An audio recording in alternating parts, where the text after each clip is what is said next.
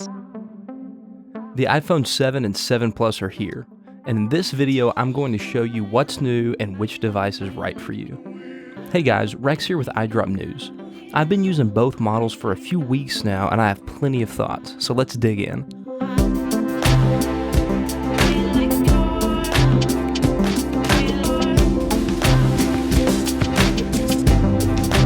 First up is design. There are certainly mixed opinions about the iPhone 7. Some have given Apple quite a hard time for sticking with the same design language, and by now I'm sure you've heard all the back and forth about the removal of the headphone jack. I won't fault them too much for the design decision, as long as the 10th anniversary iPhone expected next year is as spectacular as rumors suggest. Beyond the new camera cutouts and removal of the headphone jack, there are three other noticeable design changes. The antenna bands, which now run across the top of the device, creating a cleaner look, the home button, which we'll get to in a second, and the two new color options, black and jet black. For some, the new color options are no big deal, but for me, I'm thrilled to have a black iPhone option again. Personally, I've gone with the matte black color for two reasons. First, the glossy jet black, while it looks super sleek, is a fingerprint magnet, and even Apple has said it's more susceptible to scratches. And second, the jet black models have been sold out at every Apple store near me since they went on sale. With the iPhone 7, Apple has done away with the clicky mechanical home button.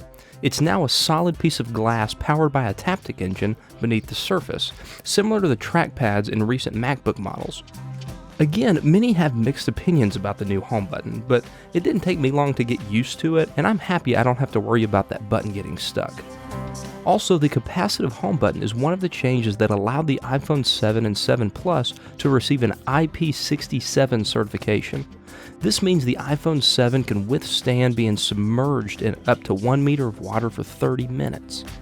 The iPhone has been a bit behind regarding water and dust resistance, but as they say, better late than never. And man, it's nice not having to worry about dropping my iPhone in water anymore. The camera continues to be one of the most important features of the iPhone, and Apple again has made some major improvements this year. The iPhone 7 features a 12 megapixel sensor with an f1.8 aperture, which Apple claims takes in 50% more light than the f2.2 aperture of the iPhone 6s. Also, optical image stabilization, which until now had been reserved for the Plus models, has finally made its way to the 4.7-inch iPhone. However, the big camera news was all about the iPhone 7 Plus. The Plus features a new dual lens setup. Alongside the 12 megapixel wide-angle lens is a second 12 megapixel telephoto lens. This dual setup allows for real 2x optical zoom and digital zoom up to 10x. This alone is an excellent improvement, but Apple also showed off one other feature the dual lens setup is capable of. The iPhone 7 Plus can simulate a shallow depth of field, creating that bokeh effect you can get from high-end DSLR cameras. It does this by meshing together two images taken from both cameras. The iPhone 7 Plus will make the foreground pin sharp and blur the background. The feature has now made its way to the 10.1 public beta released a few days ago, and I've been testing out the feature, and although it's not perfect, I think it's incredible what Apple has been able to do with this dual lens setup. The iPhone 7 cameras also shoot in what Apple calls a wide color gamut. This is the company's name for the DCI P3 color space, which is a standard of the American film industry. However, this doesn't matter if you can't view images on a wide color display. Both the iPhone 7 and 7 Plus feature a wide color display, allowing for a much wider range of colors than previous iPhones. Although the resolution for both phones is the same as last year's 6S models, Apple claims the displays are 25% brighter.